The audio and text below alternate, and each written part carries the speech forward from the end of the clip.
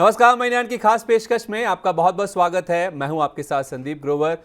Markets की बात करें, शेयर बाजार की बात करें तो लगातार रिकॉर्ड हाईज पर वहां पे क्लोजिंग देखने को मिल रही है। शुक्रवार के सेशन में भी हमने देखा जबरदस्त एक्शन मार्केट में देखने को मिल रहा था और चौथे दिन लगातार निफ्टी में पॉजिटिव क्लोजिंग ही देखने को मिली है। लेकिन ये हफ्ता, इस हफ्ते की अगर हम बात करें तो छोटा हफ्ता है, तो इन 4 दिनों के हफ्ते में किन सेक्टर्स में, किन शेयरों में खरीदारी हो सकती है, आज के मार्केट में आपको कैसे फोकस करना है, इन सब पर आज हम बातचीत करने वाले हैं। और इसके लिए हमारे साथ एक खास मेहमान मौजूद भी हैं।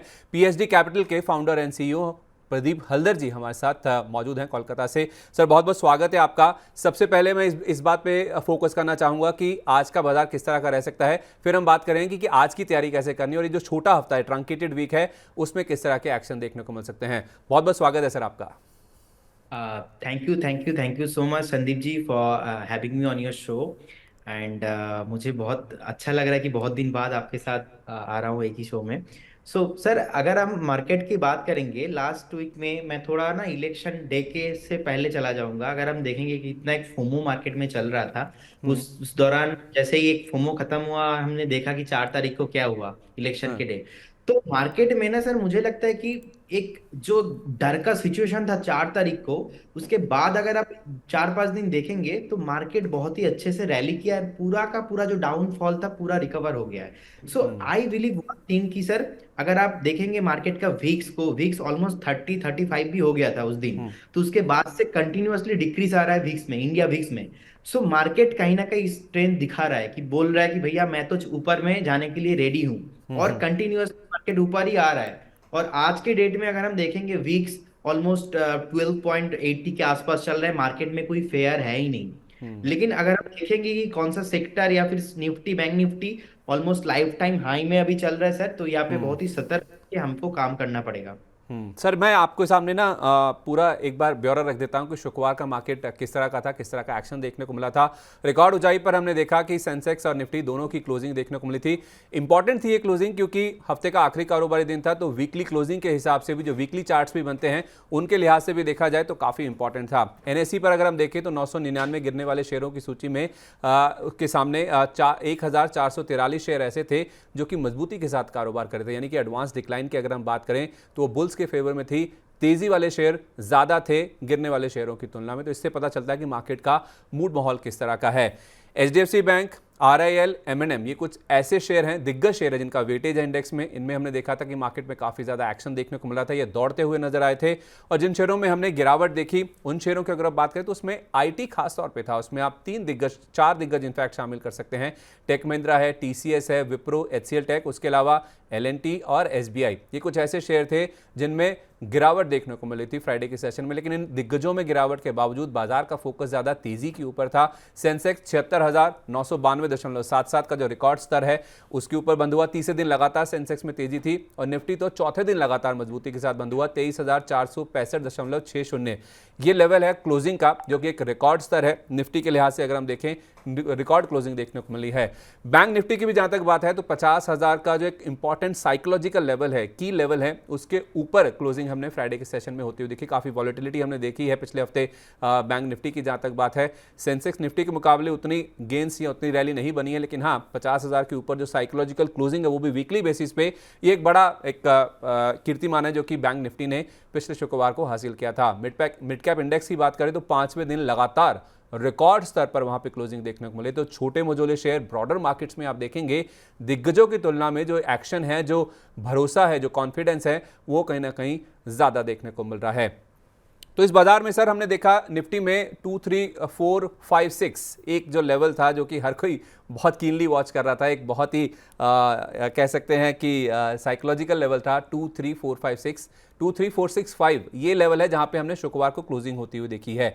तो अब निफ्टी के लिए 23,400 एक समय एक रेजिस्टेंस माना जा रहा था, अब 23,500 ये एक हर्डल के तौर पे निफ्टी के लिए काफी सारे एनालिस्ट हैं जो कि मान के चल रहे हैं। आपका क्या मानना है सर, 23,500 कितना बड़ा हर्डल है, कितना बड़ा रेजिस्टेंस है निफ्टी के लिए? सर, डेफिनेटली आपने सही बोला कि 23,500 एक रेजिस्टेंस तो है, लेकिन मेरे को लगता है कि मार्केट में अभी जो रैली चल रहा है, इस रैली में 23,500 क्रॉस हो जाएगा। और डेफिनेटली अगर आप देखेंगे कि लास्ट 3-4 दिन का जो मूवमेंट है, एक डबल टॉप बनाने की कोशिश कर रहा था, लेकिन वहां से भी सस्टेन हो गया।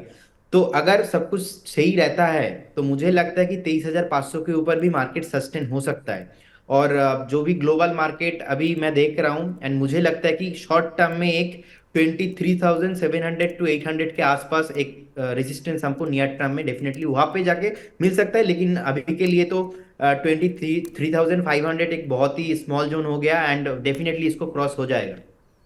ओके, तो निफ्टी के लिए 23,500 एक अहम रेजिस्टेंस है, लेकिन जिस तरह का मूड माहौल है मार्केट के, जिस तरह का सेंटीमेंट है, कॉन्फिडेंस है जिस तरह का, खास तौर पे रिटेल का, इनफैक्ट विदेशी निवेशकों की ओर से भी, अगर हम फ्राइडे की बात करें तो 2,000 करोड़ रुपए से ज़्यादा की खरीदारी देखने को मिली। तो ये 23,500 का जो लेवल है वो बहुत आसानी से पार हो जाएगा, ऐसा हमें प्रदीप जी बता रहे हैं। लेकिन सर, दिग्गजों की तुलना में अगर हम छोटे मजोलों की बात करें, जो मिड कैप स्मॉल कैप है, वहाँ पे मूड माहौल काफ़ी तेज़ी का नजर आ रहा है, वहाँ पे जो एक्शन है वो काफ़ी तेज़ देखने को मिल रहा है। तो क्या छोटे मजोलों के मुकाबले लार्ज कैप आपको सस्ते नजर आ रहे हैं या महंगे नजर आ रहे हैं? मार्केट का डर, ये जो फियर है, ये सही है कि लार्ज कैप महंगे हो गए हैं, छोटे मजोलों पे ज़्यादा फोकस करना चाहिए?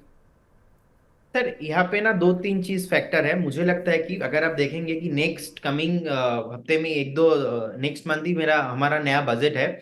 तो अभी जो फाइनेंस मिनिस्टर नया बजट पेश करेगा उसके ऊपर डिपेंड है। सेकंड, मॉनसून का भी कुछ न्यूज आने वाला है तो उसके ऊपर भी एक डिपेंड रहेगा। थर्ड थिंग, मुझे जो लगता है कि शॉर्ट टर्म और जो शॉर्ट स्मॉल कैप है ऑलरेडी परफॉर्म हो गया है।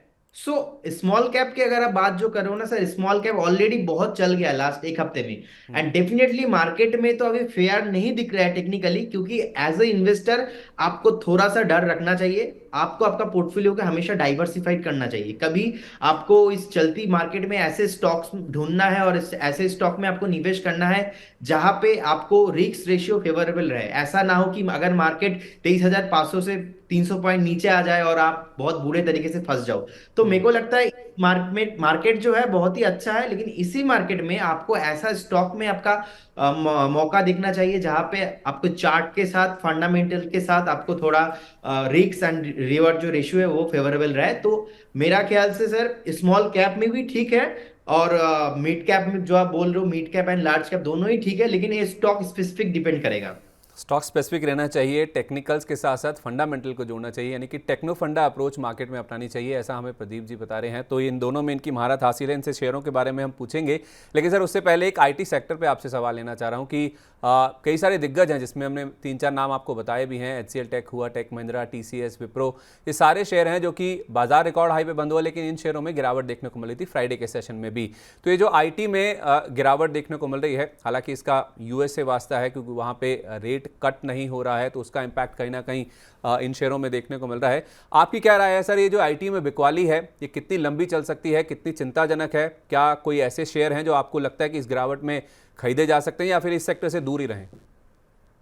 सर डेफिनेटली आईटी सेक्टर एक बहुत ही बढ़िया सेक्टर है, और अगर आप देखेंगे आईटी जो इंडेक्स है, इंडेक्स ऑलमोस्ट लास्ट एक हफ्ते में थोड़ा गिरावट तो आया है, लेकिन हमें इस गिरावट में देखना चाहिए कि कैसे हम बाइंग कर सकते हैं। बिकॉज ये जो इंडेक्स है, लास्ट 5 साल के डेटा भी अगर हम देखते हैं कि ऐसा बहुत टाइम ऐसा हुआ है कि रिट्रेसमेंट हुआ है और सपोर्ट जोन से बहुत ही बाउंस बैक गया है। तो एक कंपनी जो मुझे ऐसा लगता है कि विप्रो का चार्ट अगर हम देखते हैं कि इसी जो कि गिरवाट अभी आ रहा है मार्केट में, अभी 477 चल रहा है। मुझे लगता है कि अगर विप्रो कभी भी आपको मौका मिलता है कि 450 टू 440 के जोन पे, तो डेफिनेटली यहाँ पे आपको बाइंग करना चाहिए। और आईटी सेक्टर मुझे ओवरऑल पसंद है, बहुत ही short term to medium term के लिए। लेकिन ये जो शॉर्ट टर्म में थोड़ा 2-4 दिन 5 दिन का करेक्शन आया है, बहुत ही जल्द रिकवर हो जाएगा। ओके, तो आप कह रहे हैं कि विप्रो आईटी सेक्टर में आपको पसंद है, केवल एक ही शेयर इस पे फोकस करना चाहिए, या और भी कोई आपको लग रहा है जहाँ पे रिस्क रिवॉर्ड बेहतर है अभी? सर टाटा एलेक्सी करके एक स्टॉक है, टाटा एलेक्सी भी मेरा बहुत ही फेवरेट स्टॉक है। और अगर आप देखें कि टाटा एलेक्सी जो एक स्टॉक है, बेसिकली लास्ट इलेक्शन के डे का जो लो है ना, ऑलमोस्ट 6,400 के आसपास एक लो लगाया, उसके बाद से नॉन स्टॉप ऊपर आ गया। तो अभी चल रहा है 7,268 के आसपास। तो मुझे लगता है कि सर ये जो पर्टिकुलर स्टॉक है, कमिंग डेज में हमको फोकस करना चाहिए। यहाँ पे ऑलमोस्ट 7,800 के आसपास एक टारगेट मेरे को लगता है कि आना चाहिए। और एक एक हो गया विप्रो, और सेकंड है टाटा एलेक्सी। मुझे लगता है कि दोनों स्टॉक अलग अलग थोड़ा है, लेकिन यहाँ पे डेफिनेटली बाइंग आ सकता है। चलिए, आईटी सेक्टर में खरीदारी के मौके बन रहे हैं। विप्रो और टाटा एलेक्साई दो ऐसे स्टॉक्स हैं जिनमें आप कर सकते हैं खरीदारी, क्योंकि पिछले हफ्ते हुई है काफ़ी ज़्यादा गिरावट।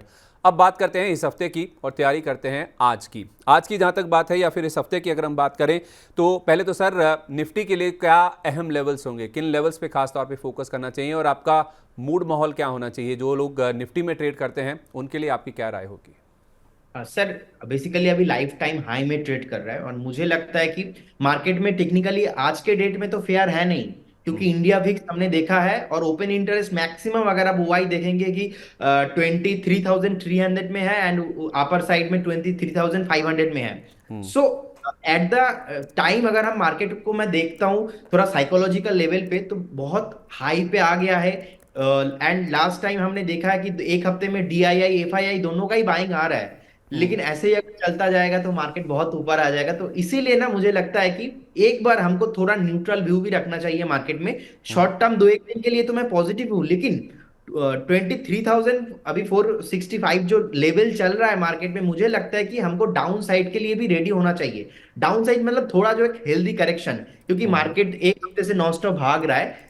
मेरे को लगता है कि अगर एक हेल्दी करेक्शन यहाँ पे आ जाएगा तो ये मार्केट के लिए और भी बढ़िया अपॉर्चुनिटी होगा। अगर मैं लेवल का बात बोलूंगा सर, लेवल मेरे को लगता है कि एक बार अपर साइड में 23,700 टू 23,800 का जोन एक बार हमको मिल सकता है, और लोअर साइड में एक सपोर्ट जोन जो मेरे को लग रहा है 23,300 के आसपास मुझे लगता है एक सपोर्ट जोन होना चाहिए निफ्टी में। ओके, तो आप कह रहे हैं कि 23,700 या 23,800 आए तो फिर क्या वहां पे शॉर्ट भी कर सकते हैं? यस डेफिनेटली वहां पे थोड़ा हमारा जो पोजीशन है थोड़ा हल्का करना चाहिए। एंड क्योंकि सर मेरा एक एक मानना है, क्योंकि ऐसा है कि मार्केट नॉन स्टॉप ऊपर चल रहा है, तो थोड़ा एक दो दिन करेक्शन आ जाएगा वो मार्केट के लिए एक हेल्दी करेक्शन होगा। काफ़ी हेल्दी हो सकता है अगर एक दो दिन कोई करेक्शन आता है, क्योंकि वन वे रैली हमने मार्केट्स में आती हुई देखी है। फ्राइडे के सेशन की बात करें तो कई सारे सेक्टर्स हैं जो कि सर लाइमलाइट में थे। खासतौर पे हमने देखा टेलीकॉम में काफ़ी अच्छा इंटरेस्ट था, कैपिटल गुड्स में काफ़ी अच्छी खरीदारी थी। एबीबी सीमेंट्स अगर हम देखें तो वायदा बाजार के टॉप गेनर्स में यही दो सबसे ऊपर थे, सीमेंट्स और एबीबी, जहाँ पे काफ़ी अच्छा एक्शन देखने को मिला था। तो इस हफ्ते की अगर हम बात करें, ट्रंकेटेड वीक है, छोटा हफ्ता है, कौन से सेक्टर्स हैं जो आपको लगता है कि इस हफ्ते में लाइमलाइट में रह सकते हैं सर? सर मुझे लगता है ना मैं थोड़ा मतलब सेक्टर स्पेसिफिक से ज्यादा स्टॉक स्पेसिफिक बात करूंगा। एंड मुझे लगता है कि फैशन एंड लाइफस्टाइल में मेरा थोड़ा अभी फोकस है, क्योंकि मार्केट अभी ऊपर है, थोड़ा बहुत नीचे भी आएगा ना तो थोड़ा करेक्शन हमको मिलेगा, अपॉर्चुनिटी मिलेगा वहां पे बाइंग करने का। तो मुझे लगता है फैशन एंड ब्रांडिंग का जो सेक्टर है ऑलमोस्ट इस काउंटर में हमारा बाइंग आ सकता है। ऑलमोस्ट रिटेल सेक्टर में हमको फोकस करना चाहिए। तो फिर बताइए सर, किन शेयरों पे फोकस करना चाहिए जहां पे खरीदारी या फिर बिकवाली आज के सेशन में या इस हफ्ते में देखने को मिल सकती है? सर अगर मैं फैशन एंड रिटेलर की बात करूंगा तो एक कंपनी है red tap limited. And red tap limited is India leading fashion and lifestyle brand है। ओवर 390 प्लस इनका स्टोर्स है India, pan India and all over world में। तो अगर हम देखेंगे कि लास्ट टाइम डिमार्ट हुआ था मिर्जा इंटरनेशनल में 2023 में, अभी कंपनी का प्राइस चल रहा है सर 744 चल रहा है। कंपनी का मार्केट कैप है 10,000 करोड़ के आसपास। एंड कंपनी का अगर आप प्रोमोटर होल्डिंग भी देखेंगे सर 71.8% है promoter holding. And debt to equity ratio है ही नहीं, मतलब लोन ज्यादा है ही नहीं, 0.74 है, जो कि फंडामेंटल में बोला जाता है बहुत ही अच्छा है। और अगर मैं टेक्निकली भी बात करूंगा, एक फ्लैग पैटर्न सर चार्ट में बनाया है। एंड ये जो बुल फ्लैग पैटर्न बनाया, पैटर्न का अभी एक दिन और करेक्शन हो सकता है। 744 चल रहा है, मुझे लगता है कि 730 से 740 के अंदर इस काउंटर को हमको बाई करना चाहिए। एंड मेरा टारगेट रहेगा सर, पहला टारगेट रहेगा 790 एंड मेरा सेकंड टारगेट जो रहेगा 850। एंड मुझे लगता है ये जो आई नया अभी लॉन्च हुआ था एक साल पहले ही, ज्यादा चार्ट नहीं है, तो ये जो रेड एक फ्लैग पैटर्न बनाया है ये सस्टेन भी रहेगा और यहाँ से आपको मिनिमम 20 to 25% का एक अपमूव मिल सकता है। तो रेड टेप वो शेयर है जिसमें आप कर सकते हैं खरीदारी। मिर्जा इंटरनेशनल एक लिस्टेड कंपनी है जिससे इस कंपनी का डीमर्जर हुआ था, पिछले साल की बात है, अगस्त में ये हुआ था और वहाँ से लेकर अभी तक एक साल भी पूरा नहीं हुआ है, तो ज़्यादा हिस्ट्री नहीं है, लेकिन हाँ फिर भी 8-9 महीने के आसपास के चार्ट आपको नजर आएंगे। तो रेड टेप में आप खरीदारी कर सकते हैं। बहुत ही फेमस शूज़ ब्रांड है जो कि हम और आप अपने रोज़मर्रा की ज़िंदगी में इस्तेमाल करते भी हैं। इसको आपको 730 से 740 रुपये में खरीदारी करनी है। 790 पहला टारगेट है, 850 रुपये आप दूसरे टारगेट के तौर पे देख सकते हैं। और कौन से शेयर है सर जो आपकी सूची में है इस हफ्ते या आज के लिए? सर एक कंपनी है JSW इंफ्रा। तो JSW इंफ्रा जो स्टॉक है ये भी बहुत ही बढ़िया कंपनी है, एंड नया लिस्टिंग है, ज्यादा ये भी नया लिस्टिंग है, ज्यादा टाइम हुआ नहीं है। हम्म। और अगर मैं चार्ट की बात बोलूंगा, लास्ट सर जो इलेक्शन के डे का जो हाई लो था, वहां से नॉन स्टॉप हायर हाई बना के ऊपर आ रहा है। डेली कैंडल में पॉजिटिव है, वीकली कैंडल में पॉजिटिव है, तो चार्ट में तो बहुत बढ़िया है। रिसेंटली एक ब्रेकआउट भी आया है, ऑलमोस्ट 280 के आसपास, तो 280 से ऑलमोस्ट 300 के आसपास आ गया है। तो ये हम्म। जो इंफ्रास्ट्रक्चर कंपनी है बेसिकली बहुत ही बढ़िया लग रहा है मेरे को। और अगर मैं फंडामेंटल भी थोड़ा क्योंकि मैं फंडामेंटल भी देखता हूँ, तो फंडामेंटल भी अगर मैं देखूंगा, कंपनी का ऑलमोस्ट मार्केट कैप है 63,000 करोड़ के आसपास। आरओसी अगर हम देखेंगे 16% के आसपास। नीट प्रॉफिट अगर हम लास्ट क्वार्टर का देखेंगे 1160 करोड़ के आसपास है, तो कि बहुत ही अच्छा माना जाता है। और सबसे बड़ा बात कि सर मैं देखता हूँ, अगर एक कंपनी उनके ओनर के पास अपना शेयर होल्डिंग अच्छा रहता है, तो हम्म। डेफिनेटली इन्वेस्टर को कॉन्फिडेंस बहुत ही मिलता है। तो ये जो पर्टिकुलर कंपनी है सर, इस कंपनी का प्रोमोटर होल्डिंग है 85%, जो कि हम्म। बहुत ही बढ़िया मेरे को लग रहा है। और 200 डीएमए की भी ऊपर चल रहा है। और चार्ट में देखेंगे same pattern sir, IPO high strategy करके मेरा एक स्ट्रैटेजी है, जो कि जो भी कंपनी आईपीओ हाई के ऊपर ट्रेड करता है, जिनका फंडामेंटल एंड टेक्निकल बढ़िया रहता है, तो मेरा वो बहुत ही फेवरेट होता है। तो मेरे को लगता है कि सर JSW इंफ्रास्ट्रक्चर लिमिटेड अभी सीएमपी चल रहा है 300 के आसपास। मेरे को लगता है कि सर एक बार हमको यहाँ पे 275 स्टॉप लॉस के साथ हमको यहाँ पे निवेश करना चाहिए। मेरा पहला जो टारगेट रहेगा 325 एंड सेकेंड टारगेट रहेगा 360, क्योंकि यहाँ से ऑलमोस्ट 20% का आप मूव हमको कमिंग वीक में एंड कमिंग मंथ पे दिखाई दे सकता है। ओके, तो 300 रुपये के आसपास JSW इंफ्रा का शेयर मौजूद है। हाल ही में लिस्टेड कंपनी, ज़्यादा हमें नहीं हुआ है, लेकिन 325 पहला टारगेट है, 360 रुपये का दूसरा टारगेट है। स्टॉप लॉस आप इस केस में रखिए 275 रुपये का। ये कुछ एक हफ्ते में या तो फिर एक महीने के अंदर ही आपको यहाँ पे अप मूव देखने को मिल सकता है।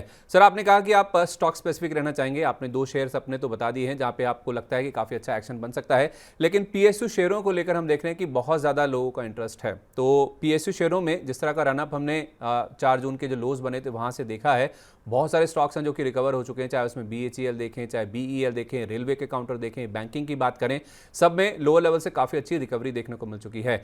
तो क्या अभी उसमें मुनाफा वसूली करनी है या फिर उनमें और खरीदारी कर सकते हैं? अगर खरीदारी करने कोई सिलेक्टिव पिक्स हैं आपके, अगर वो शेयर कर पाएँ। सर देखिए, PSU सेक्टर में मेरे को लगता है कि सर अभी भी थोड़ा करेक्शन बाकी है, क्योंकि मार्केट भाग रहा है नॉन स्टॉप। हम्म। तो ऐसे सिचुएशन में मेरे को लगता है कि इन्वेस्टर को थोड़ा और टाइम लेना चाहिए। लेने के बाद इस काउंटर में थोड़ा देखना चाहिए। एंड अगर आप सेक्टर भी देखेंगे कि जब लोअर साइड, जब इलेक्शन डे था उस दिन जितना लो हुआ वहां से थोड़ा थोड़ा रिकवर हो रहा है। तो मेरे को लगता है कि थोड़ा 1-2 हफ्ता और करेक्शंस आ सकता है, लेकिन चार्ट ऐसा बोल रहा है कि मैं तो और ऊपर जाने के लिए रेडी हूं। हम्म। लेकिन मेरे को थोड़ा डर लग रहा है अभी कि PSU सेक्टर इतना भागा है, इतना भागा है, हम्म। क्योंकि अभी तो मिनिस्टर ही जो था, अभी सब कुछ सबको पता है कि ऑलमोस्ट सब कुछ सेट हो गया। तो नेक्स्ट बजट भी आने वाला है, तो मैं ना थोड़ा वेट करूंगा यहाँ पे कि बजट में क्या हो रहा है PSU सेक्टर के लिए। थोड़ा हम्म। देखने के बाद मेरा निवेश का सलाह रहेगा। फिलहाल इस जोन में थोड़ा हमको वेट एंड पेशेंस रखना है। तो बजट एक बड़ा ट्रिगर है जो कि मार्केट भी जिसका काफ़ी बेसब्री से इंतजार कर रहा है। कोई बड़ा ग्लोबल ट्रिगर भी हमारे सामने नहीं है, तो बजट का जो ट्रिगर है वो सामने आने दीजिए। बजट में क्या ऐलान होते हैं, क्या घोषणाएं होती हैं, उसके बाद ही PSU शेयरों पर खास तौर पे फोकस करना चाहिए। बाजार तो एंटिसिपेट कर रहा है कि सरकार का ग्रोथ के ऊपर फोकस होगा, रूरल इंडिया पे फोकस होगा, जिससे कंजम्पशन को काफ़ी ज़्यादा बूस्ट मिलेगा। लेकिन PSU शेयरों से फिलहाल थोड़ा सा वेट एंड वॉच करना चाहिए, उसके बाद खरीदारी करें तो शायद आपके लिए बेहतर होगा।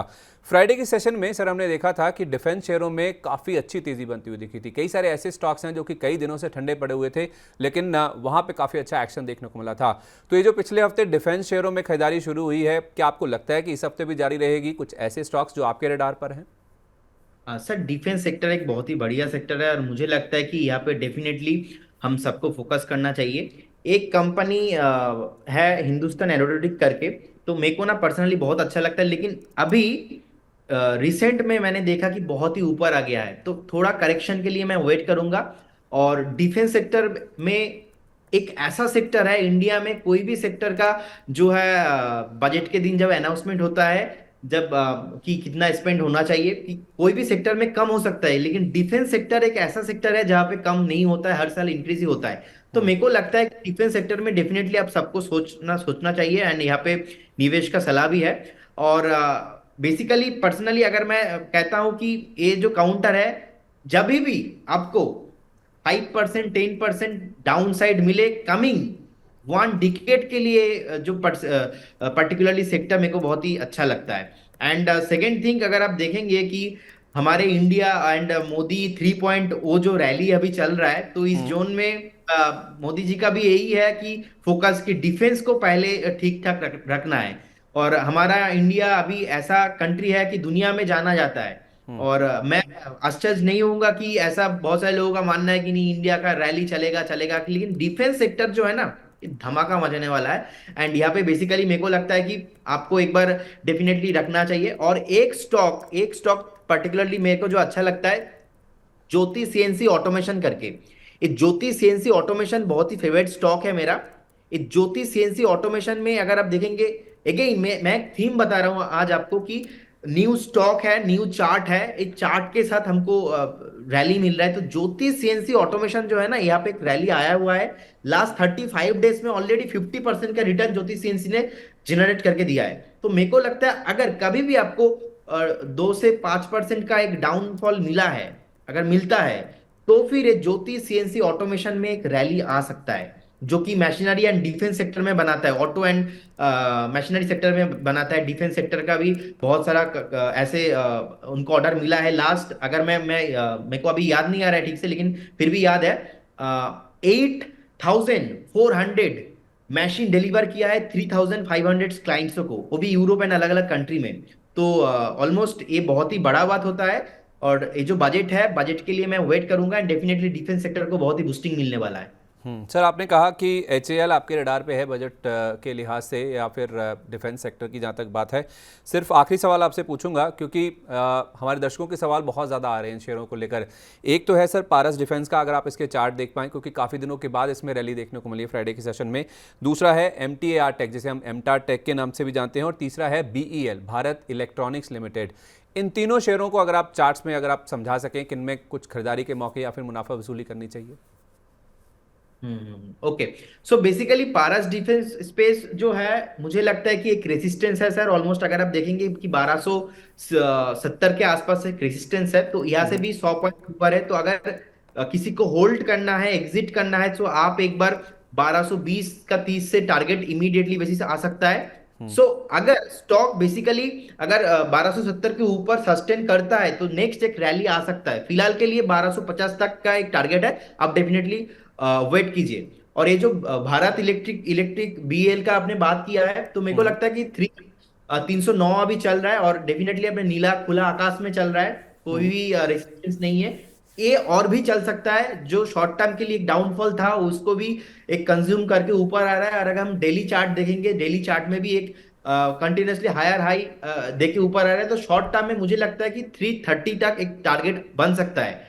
सो इसको भी होल्ड करना चाहिए एंड परस डिफेंस को भी होल्ड करना चाहिए। लेकिन परस में एक चीज आपको ख्याल रखना चाहिए सर, इसमें आपको 1270 के आसपास रेजिस्टेंस है, तो आपको एक बार एग्जिट भी, एक थोड़ा पार्शियल प्रॉफिट भी बुक करना है 1240 से 1250 के आसपास। ठीक है सर, बहुत बहुत धन्यवाद प्रदीप जी, आज आप हमारे साथ शामिल हुए। मार्केट्स पे आपने बात करी, स्टॉक रिकमेंडेशन आपने बताई और कई सारे स्टॉक्स के चार्ट्स भी आपने बताए हैं। तो जाने से पहले कोई डिस्क्लोजर जो आप शेयर करना चाहेंगे? डेफिनेटली जो जो भी स्टॉक्स मैंने बताया सर, ये सब कुछ मेरे पास और मेरे फैमिली किसी के पास नहीं है। And security market subject to market risk, before invested अपने फाइनेंशियल एडवाइजर से जरूर एक बार एडवाइस लीजिए। Thank you and thank you so much sir again, आपको एंड Money9 को, TV9 को, कि मुझे इनवाइट करने के लिए। एंड बहुत अच्छा लगा मुझे सालों बाद आपके साथ शो करने में। थैंक यू चलिए, सर। बहुत बहुत धन्यवाद सर। सेम है सर, मुझे भी बहुत अच्छा लगा आपके साथ बातचीत करके। हमेशा ही लगता है जब भी आपके साथ शो करते हैं तो कुछ नया सीखने को मिलता है, कुछ नए शेयरों के बारे में जानने को मिलता है। बहुत बहुत धन्यवाद सर अपना समय देने के लिए। Thank you sir, thank you. चलिए, तो मार्केट में आज भी तेजी रह सकती है और इस पूरे हफ्ते में, भले ही छोटा हफ्ता है, अच्छे खासे गेंस देखने को मिल सकते हैं। और प्रदीप जी हमारे साथ जुड़े थे, वो कह रहे थे कि 23,700 से 23,800 तक के जो लेवल्स हैं वो मार्केट में देखने को मिल सकते हैं। और कई सारे शेयर हैं जो कि फोकस में रह सकते हैं। लेकिन आज या इस हफ्ते की जहाँ तक बात है तो रेड टेप और उसके साथ साथ JSW इंफ्रा, ये कुछ ऐसे शेयर हैं जिनमें आप कर सकते हैं खरीदारी, आपको हो सकता है मोटा मुनाफा। तो इसी के साथ इस खास पेशकश में आज के लिए इतना ही। नमस्कार।